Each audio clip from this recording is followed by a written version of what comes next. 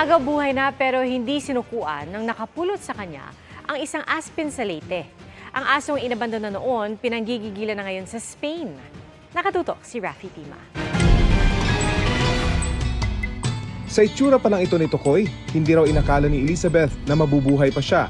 Nirescue ni Elizabeth ang aspin na ito mula sa isang kalye sa kanilang probinsya sa Leyte. Ngayon, ito na si Tokoy, malusog na malusog at namumuhay ng masaya kasama ang kanyang fur mom sa Espanya. Advocacy ngayon ni Elizabeth sa pamamagitan ng kanyang vlog. Dumami sanang mag-rescue sa mga inaabandonang aso, lalo na ang mga aspin o asong Pinoy. Para maipakita po sa lahat na pwede naman po palang pahalaga natin ang asong Pinoy.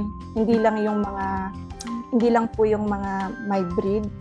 Aminado si Elizabeth, mahirap sa umpisa ang mag-alaga ng rescue dog, lalo na sa kondisyon noon ni Tokoy. Sinuklian naman ni Tokoy ang tiyaga at pagmamahal ni Elizabeth na na-diagnose na may anxiety disorder.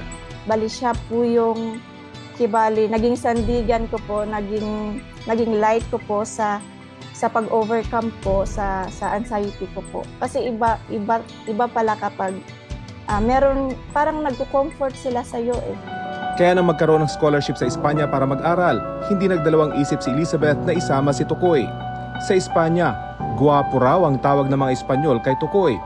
Pinoy na Pinoy raw ang ugali, tulad ng iba pa nilang aspin sa probinsya. Loyal at napaka-adventurous at napaka-protective din po pala nila kasi maraming beses na ng aspin na yon na niligtas yung mga kuya ko sa ahas po, mga 3 beses po ata.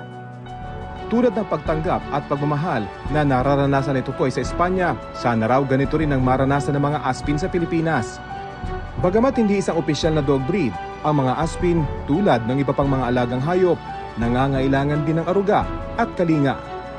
Para sa GMA Integrated News, Rafi Tima, nakatutok, 24 oras.